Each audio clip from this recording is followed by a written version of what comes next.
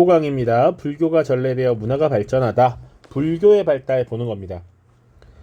우리 지금 1단원에서 분명히 선사시대부터 조선시대까지 쭉 봤고, 그 동안에 불교의 발달이라는 주제로 다시 한번 쭉 정리를 하는 겁니다.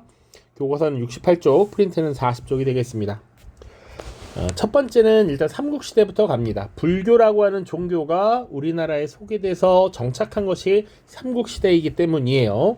삼국시대에 중국으로부터 들어왔습니다.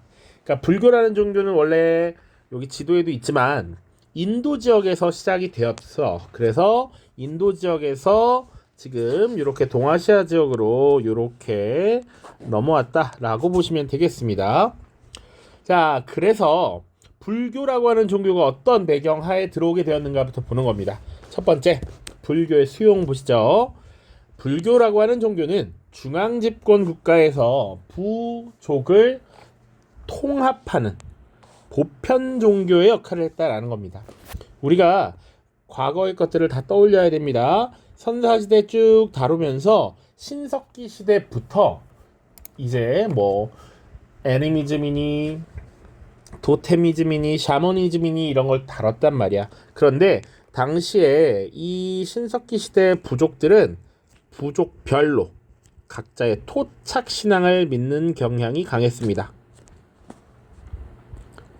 자, 그런데 여러 부족 세력들이 통합하면서 중앙집권 국가로 나아가는 과정에서 이 부족들을 통합해야 될 필요가 있고, 사상적으로 통합하기 위한 용도로 이런 불교가 적극적으로 수용되었다라는 얘기죠.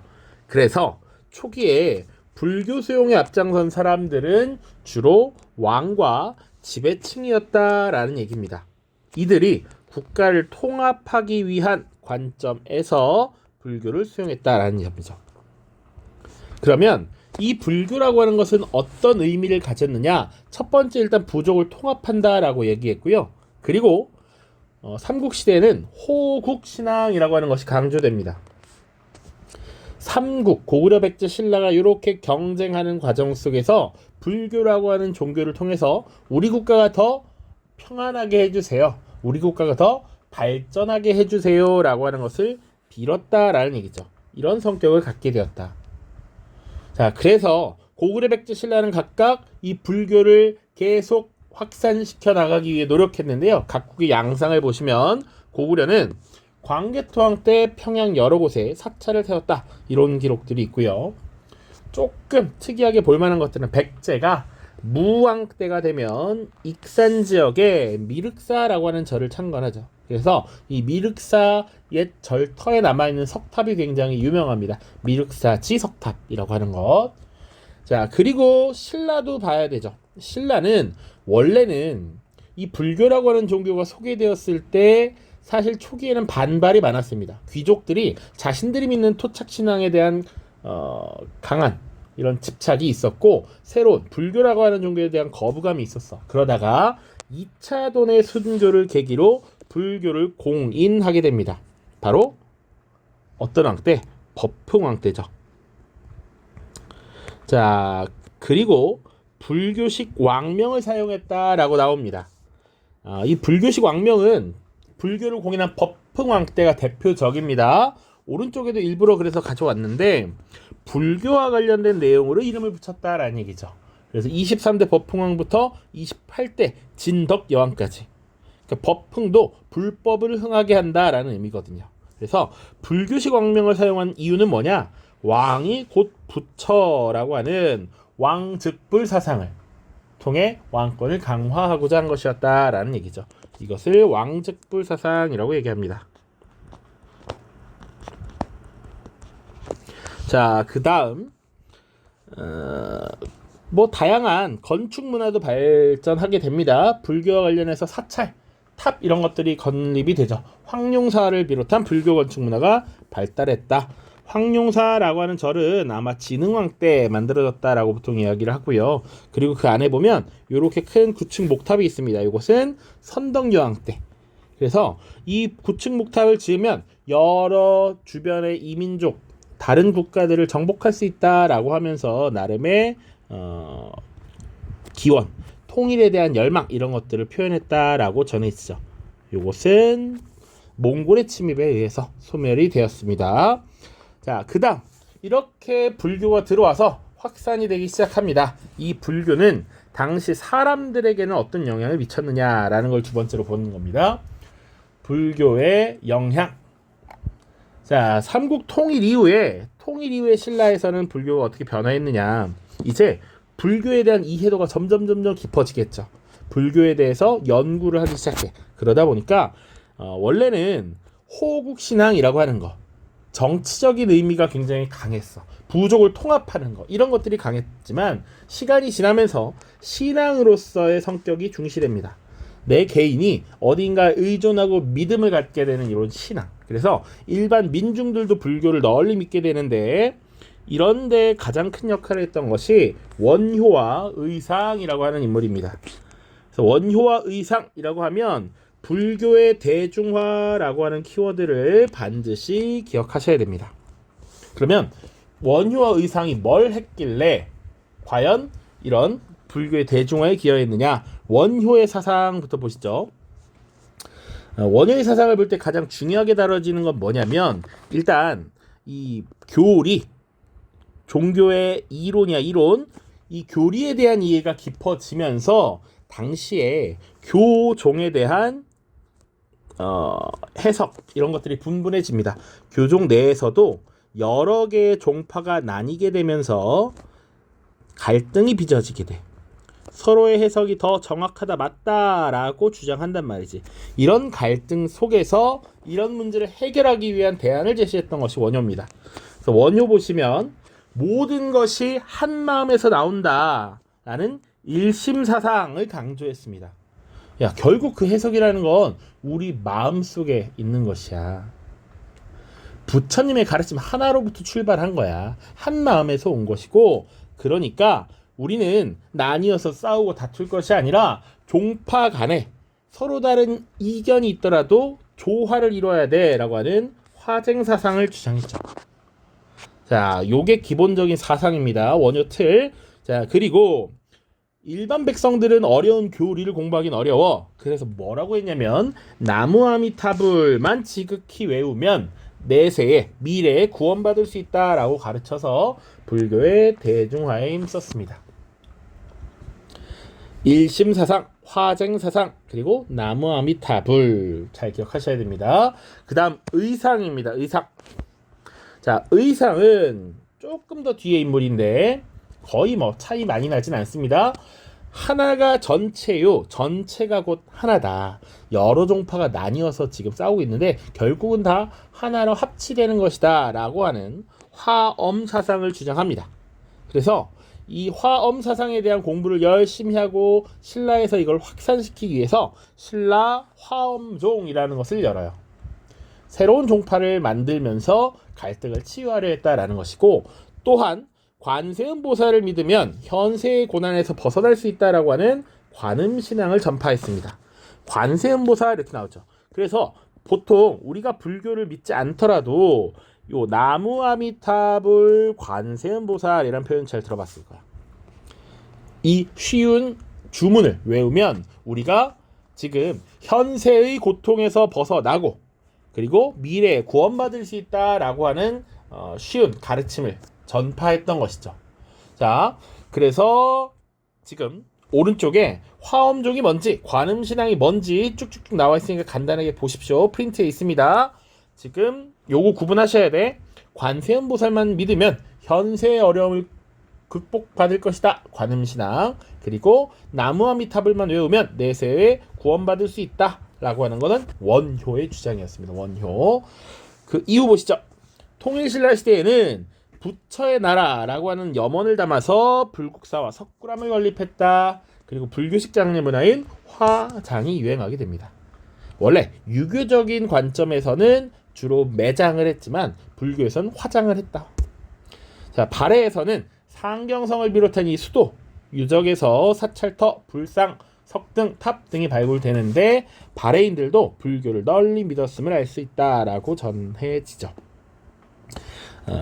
원래 예전에 한능검이나 이런 데서 많이 나왔던 불상이 하나가 있습니다. 하나. 바로 두 명의 부처님이 나란히 앉아있다라고 하는 이 불병좌상이라고 하는 거 하나만 기억을 해둡시다. 다음입니다. 이제 신라 말 어떤 변화가 또 있었느냐? 선종과 풍수지리설이 유행했다라고 돼 있죠. 요거는 우리가 1단원에서 설명을 할 때 호족이 등장할 때 이거 설명을 간단하게 했습니다. 교종이 뭔지 선종이 뭔지 구분을 하셔야죠. 선종 다뤄보죠. 당나라에 다녀온 승려들에 의해서 전래된 선종이 신라 말에 크게 발전을 했다. 자, 그리고 경전을 중시하는 교종과 달리 참선과 수행을 강조했다라고 나와 있습니다. 프린트 오른쪽 날개입니다. 경전에 의지하지 않고 개인의 참선과 수행을 도동해 깨달음을 얻으면 누구나 부처가 될 수 있다라고 주장한 불교의 한 종파이다 라고 되어 있죠. 그러니까 원래 교종이라고 하는 것은 지금 경전, 교리 이런 걸 중시한데, 그런데 이 경전을 연구하고 해석하는 거 초기에 불교를 들여왔던 왕족이나 귀족들이 독점하고 있어. 그런데 신라 말에는 이 귀족들이 서로 왕위쟁탈전을 벌이면서 지방에 대한 통제력은 약화되고 지방에서는 호족들이 성장해. 그런데 이 불교에서의 주도권을 갖지 못한단 말이야. 사상을 쫙 쥐어야 백성들을 쭉 끌어모을 수 있을 텐데 그렇지 못한다는 얘기죠. 그러다 보니까 이제 교종을 대체할 선종을 후원했다. 자, 그래서 선종이라고 하는 건 새로운 사회를 여는 사상적 기반이 되었다라는 얘기야. 그래서 중앙의 왕실, 귀족들도 일부 관심을 가지지만 지방에서 독자적인 세력을 키우던 호족들의 적극적인 후원을 받으며 새로운 사회를 여는 사상적 기반이 되었다라는 얘기죠. 좀 더 자세히 보자면 지방에 있는 이 호족들은 교종 종파 내에서는 주도권이 부족해. 약하죠. 자, 그러다 보니까 새로운 종파 선종에 대한 적극적인 후원을 통해서 자신들의 지지 기반을 넓히려고 했다라는 것이죠. 선종을 후원했다라는 얘기고요. 자, 호족들이 지금 수행했던 건 이렇게 참선, 수행을 강조하는 요 성격에도 기인한다. 교리, 경전에 대한 해석은 이미 중앙 귀족들, 왕족들에 의해 독점되어 있다라는 얘기죠. 자, 그리고 이 선종불교와 함께 또 유행했던 것이 풍수지리설입니다. 풍수지리설은 신라 말 도선을 비롯한 선종 승려들이 중국으로부터 소개했던 것이고요. 주로 산, 땅, 물의 형세가 인간의 삶에 영향을 끼친다라고 해서 궁궐이나 사찰을 짓는 데 영향을 미쳤다라는 얘기죠. 그러다 보니 호족들이 이 풍수지리설을 근거로 자신이 터를 잡고 있는 이 지역이 우수하다라고 강조하는 것이지. 역시 호족들의 영향을 받게 되더라. 영향 보시면 그래서 금성 외에 지역의 지리적 중요성이 자각되었다. 그러다 보니까 풍수지리설 또한 호족 세력들의 후원을 많이 받게 돼요. 그런데 아까 호족 세력이 선종불교를 후원했다라고 얘기했죠. 그런데 풍수지리설 자체도 선종 승려들이 소개했어. 자, 그리고 호족 세력들의 적극적인 후원이 있었기 때문에 각 지역마다 이제 교종불교 사찰이 아니라 선종불교 사찰이 많이 만들어지게 되는 것이죠. 자, 그래서 이렇게 연결을 지킬 수도 있습니다. 선종 사찰도 풍수지리설을 근거로 지방에 자리 잡게 되더라. 그래서 하도 이때 선종 사찰이 많이 만들어지다 보니까 구산 선문이라고 하는 9개의 산에 유명한 선종 사찰이 만들어집니다. 구산 선문 요거까지 같이 기억을 해주시면 좋을 것 같아요. 자, 그 다음에 이제 고려시대 불교 통합 살펴보겠습니다. 우리가 지금 삼국시대부터 신라 말기까지 쭉 봤어요. 부족의 통합을 위해서 호국신앙이 강조되었다. 이후에 교리가 강조되면서 대립이 있었고 원효와 의상이 이것을 회복하기 위한 노력을 기울였고 불교의 대중화에 힘썼다. 뭐 이런 얘기를 다뤘습니다. 다음입니다. 고려시대는 기본적으로 호족이었던 왕건이 세웠던 나라에서 태조왕건의 유언에 따라 굉장히 후원을 많이 받았던 것이 바로 불교입니다. 일상생활에서의 영향력이 커졌다. 자, 그리고 고려 초에는 역시 교종과 선종으로 나뉘어서 다양한 종파로 분화되어 있었다라는 게 특징이죠. 자, 나뉘었다라는 건 또다시 갈등, 경쟁 이런 것들이 생겨난다라는 얘기지. 그래서 과거에 원효가 지금 일심사상, 화쟁사상을 주장했던 것처럼 당시 왕실 출신으로서 승려가 됐던 의천도 이런 불교를 통합하기 위한 노력을 기울입니다. 자, 그래서 의천은 새로운 종파인 천태종을 개창을 했고요. 교종을 중심으로 해서 선종 세력을 품으려는 노력을 기울였습니다. 자, 그래서 의천이 만든 천태종에서는 수행 방법으로서 교, 관, 겸수라고 하는 것을 강조합니다. 요거에 대해서는 좀 더 얘기를 해야 되는데, 여기서 말하는 교라는 건 교리를 의미합니다. 부처님의 가르침을 이론적으로 경전으로 쭉 정리해 놓은 걸 공부한다라는 의미죠. 주로 경전을 공부하는 것은 교종의 방법이야. 교종의 수행 방법, 교. 자, 그리고 관은 직관 혹은 지관이라고 합니다. 깨달음을 강조하는 거야. 이거는 선종의 수양 방식이죠. 자, 그런데 교관을 겸하여 수양한다라는 의미는 교종의 방법과 선종의 방법을 모두 해야 한다라는 얘기죠. 불교를 통합하려는 노력이었어. 그런데 의천이 죽고 난 이후에 다시 대립이 심화되었다. 그 다음 시간이 지나면 이 불교라고 하는 것이 점차 세속화됩니다. 원래 종교라는 건 신앙으로서 조금 어떻게 보면 성스럽기도 하고 개인의 의지하는 이런 측면이 있어야 되는데 점점 사찰의 넓이를 넓혀서 엄청난 재력을 가지려고 하는 이런 모습들, 그리고 타락하는 모습들이 보여. 그러니까 종교 본연의 역할로 돌아가자라고 하는 신앙 공동체 결사가 등장합니다. 신앙 회복 운동이라고 보시면 돼요. 결사라는 거 여기 옆에도 쓰여 있는데 뜻이 같은 사람들이 공통의 목적을 이루기 위해 만든 단체래. 대표적인 불교 결사로 진울이 조직한 수선사라고 하는 모임, 일종의 모임입니다. 그리고 요세라고 하는 인물이 조직한 백년사라는 것도 있습니다. 그래서 여기 나오는 결사라는 건 우리가 초심으로 돌아가자라고 하는 신앙 회복 운동 모임이라고 보시면 돼요. 그 모임을 주도했던 대표적인 인물이 진울입니다. 수선사라고 하는 모임을 중심으로 불교 개혁 운동을 전개시켰다. 그리고 선종을 중심으로 교종 세력을 포용하려고 했습니다. 그래서 백성들의 크게 호응했어. 왜냐?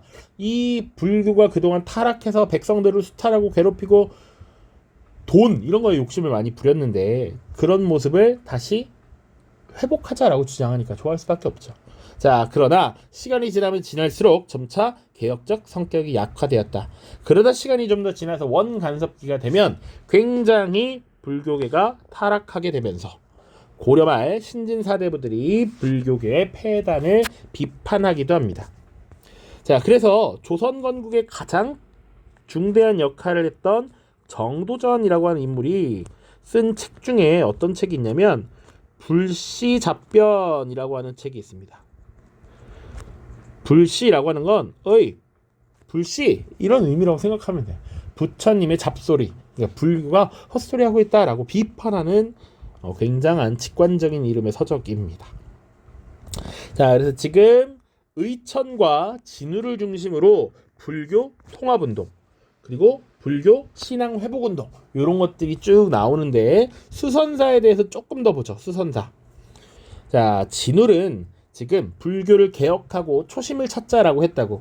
그래서 수선사라고 하는 모임을 만들었고 그 모임 자체의 이름도 수선사고요. 그리고 그 절 자체도 수선사야. 절의 이름이자 모임의 이름이 수선사였습니다. 여기서 신앙을 회복하자라고 하는 결사운동을 벌였다.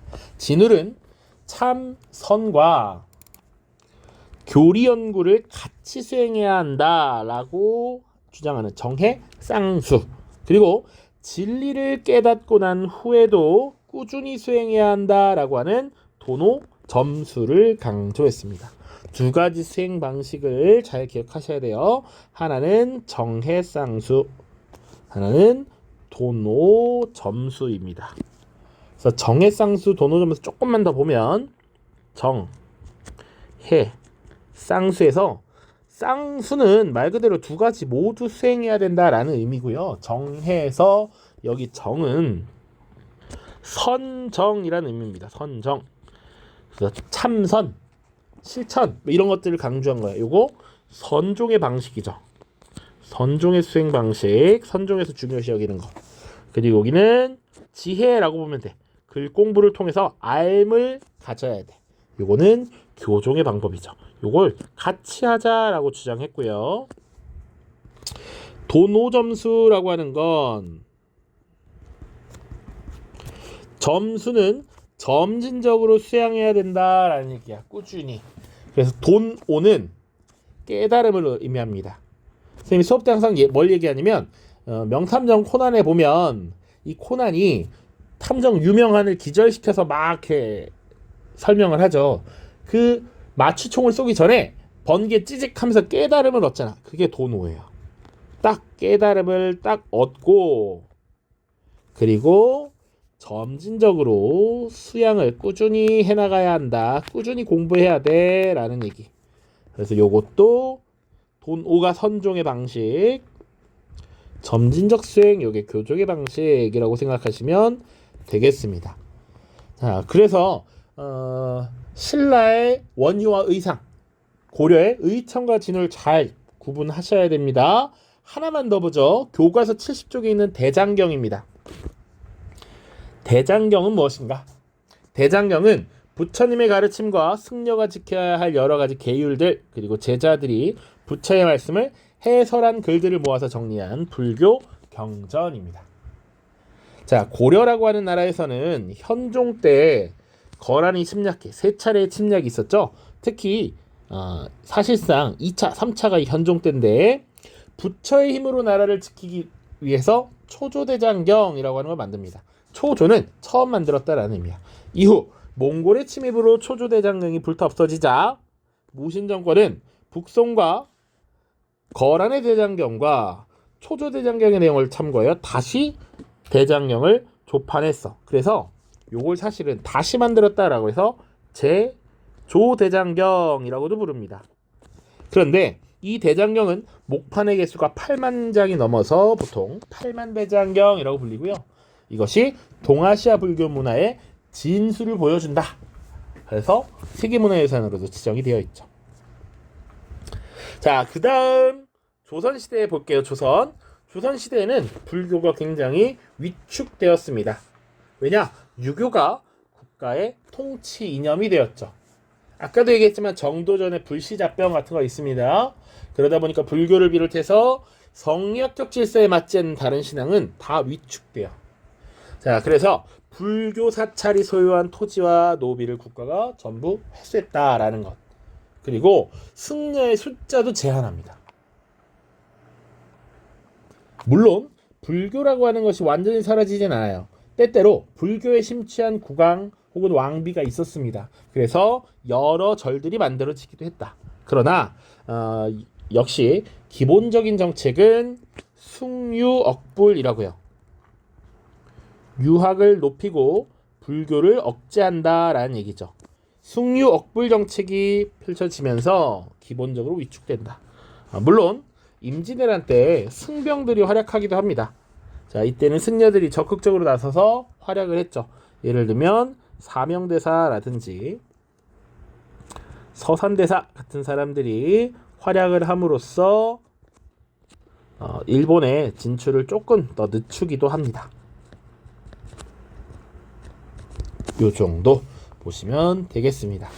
자, 그래서 지금 불교 쭉 봤고요. 다음 16강에서는 유교와 관련된 내용들을 조금 더 정리를 하도록 하겠습니다. 자, 고생 많았습니다. 안녕.